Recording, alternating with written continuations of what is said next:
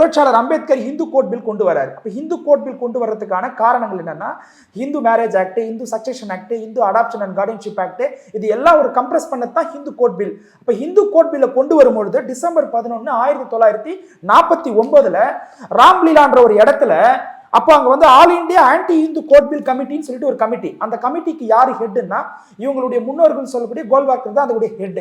அப்ப அந்த இடத்துல என்ன சொல்றாங்கன்னா, புரட்சியாளர் அம்பேத்கருடைய உருவமுமே அங்க எரிக்கப்படுது. அம்பேத்கருடைய உருவமும் மட்டும் கிடையாது, நேருடைய உருவமுமே எரிக்கிறாங்க. அப்ப அம்பேத்கர் என்ன சொல்றாங்கன்னா, அந்த கமிட்டியில இருந்தவங்க RSS உடைய முன்னணி தலைவர்கள், அம்பேத்கர் ஒரு தீண்டத்தகாதவர், அவர் எப்படி இந்து மக்களுக்கான ஒரு சட்டத்தை ஏற்ற முடியும் அப்படின்ற கோரிக்கை வைக்கிறாங்க. இந்து மக்கள் மீது, இந்து மதத்தின் மீது அம்பேத்கர் அணுகுண்டை வீசுகிறார் வச்ச கோரிக்கை அவங்க தான் சொல்றாங்க. அந்த மாதிரி அப்ப அம்பேத்கர் மீது அந்த மாதிரி ஒரு ஸ்ட்ராங்கான அக்யூசேஷன் வச்சாங்கல்ல. அப்போ ஒருவேளை நான் ஒன்று சொல்றேன், இவங்க அம்பேத்கர் வந்து நேரு வந்து அம்பேத்கரை இக்னோர் பண்ணாரு அப்படின்னா அவர் இந்து கோட் பில்ல வந்து இன்ட்ரோடியூஸ் பண்றதுக்கு அலோவ் பண்ணியிருக்க மாட்டாரு. ஒரு மினிஸ்டருக்கு அப்ரூவல் வாங்கினா மட்டும்தான் அதை வந்து இன்ட்ரோடியூஸே பண்ண முடியும். அப்ப இந்த இடத்துல அப்போ அங்க ஒரு எதிர்ப்பு தெரிவிச்சாங்கல்ல, புரட்சியாளர் அம்பேத்கருக்கு ஒரு எதிர்ப்பு தெரிவிச்சாங்கல்ல, அவங்க என்ன வடிவத்தில் இருந்தாங்க? அப்போ அவங்க காங்கிரஸுக்குள்ளே ஒரு பிரிவா இருந்தாங்க.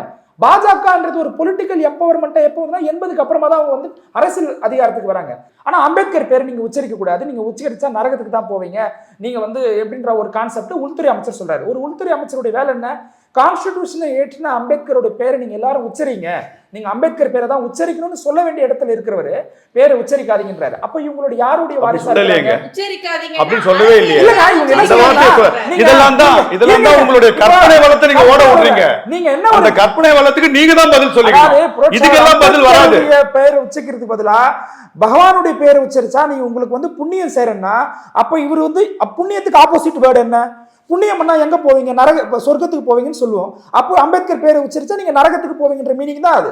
அதுக்கு என்ன தனியா வந்து டிக்ஷனரியில நம்ம அர்த்தம் கண்டுபிடிக்கணும். சோ அதனால நான் சொல்லிடுறேன், ஒரு பாயிண்ட் தான் இவருக்கு அது பதில் சொன்னோம். என்னன்னா, மகாத்மா காந்தியை படுகொலை செஞ்ச கோட்சே பார்ப்பனரை ஒரு தேச பக்தர் அப்படின்னு சொல்லிட்டு இவங்களுடைய பாஜகவை சேர்ந்த MP தானே உள்ள பேசினாங்க. அது கட்சி ஆமோதிச்சுதா? கட்சி அதுக்கு ஆமோதிச்சுதா?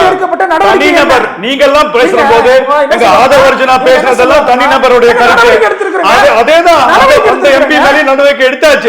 இங்க பேசக்கூடாது அந்த மாதிரி கண்டனம் தெரிவிச்சாச்சு. பிரதமர் அவரை மன்னிப்பு கேட்க வச்சிருக்கிறாரு. உங்கள் ஆதவர்ஜனா பேசும்போது எப்படி அது தனி ஒப்பீனியன் ஆகுது? அந்த மாதிரி தான் அந்த அம்மாவும் சஸ்பென்ஷன் பண்ணணும். அவங்க MP பதவியில இருந்து நீங்க சஸ்பென்ஷன் பண்ணிருக்கணும்.